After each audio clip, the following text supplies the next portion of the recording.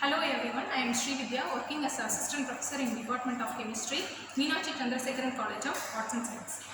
In this session, I am going to discuss about photochemistry and its application. Photochemistry is the study of interaction of radiation with matter. It leads to two processes. One is a physical process and another one is photochemical process. It lies in the range of 200 nanometer to 800 nanometer. There are two types of photochemical reactions. One is photophysical process and another one is photochemical process. In photophysical process, there will be no chemical reaction takes place on absorption of radiation by the molecule. Examples for photophysical processes are fluorescent emission and another one is phosphorescent emission. In photochemical process, the chemical reaction takes place while absorbing radiation by the molecule. The best example for photochemical process is photosynthesis. In photosynthesis, the plant absorbs the carbon dioxide. It reacts with the water in presence of sunlight. It forms the product starch, and the oxygen is liberated out. Next. Now I am going to discuss about JABLONSKI diagram. This JABLONSKI diagram helps us to explain about the absorption of radiation and the emission of radiation. On absorption of radiation, the molecule excites from the ground state S0 to the singlet excited state. For each singlet excited state, there will be corresponding triplet excited state. After the absorption of radiation, the activated molecule return to the ground state by two ways. One is internal conversion and another one is intersystem crossing.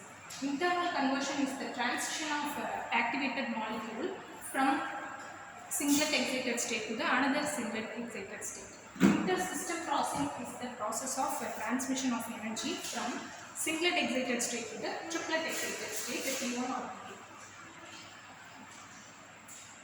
Fluorescent emission is the emission of radiation.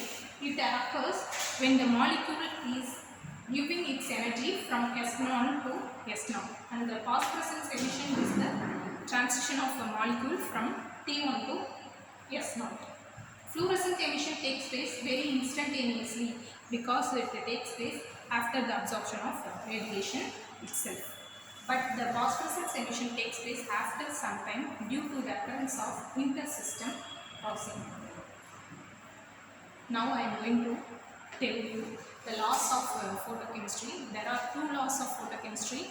One is Grothes-Doppler law and another one is Stark-Einstein law. According to Grothes-Doppler law, the light absorbed by the molecule giving rise to the chemical reaction, which is Grothes-Doppler law. The next law is Stark-Einstein law. According to this law, the number of molecule activated is equal to the number of quanta of light absorbed. The mathematical expression for the Stark-Einstein law is E equal to n lambda h mu.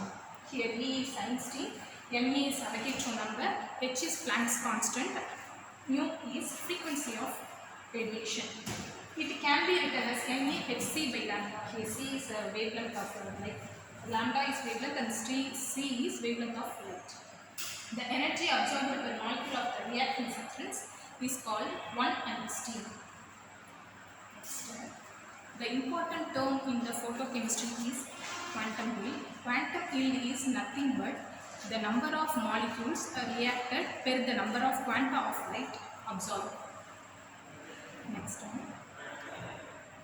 In photochemical process, there are two steps involved. First step is the primary process, that is the molecule absorbs the light and get excited into the excited state.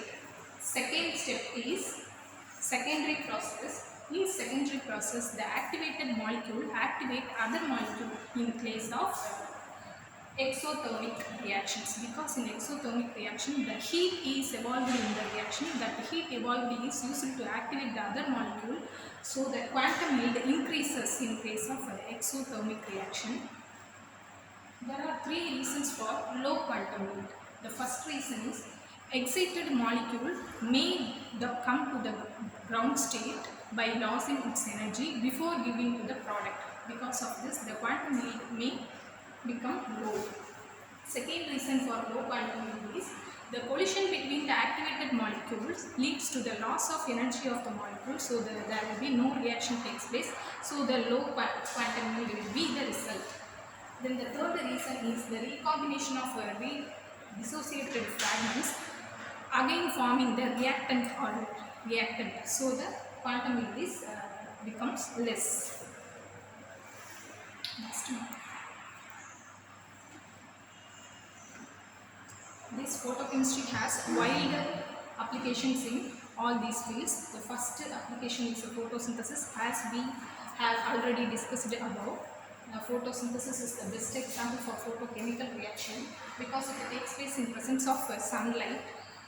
Then it is used in decontamination of drinking water. Water tanks are cleaned by using UV light radiation. It kills the bacteria and the fungi present in the water. Another application is production of hydrogen fuel. Next, food processing. Some velocity of light is used to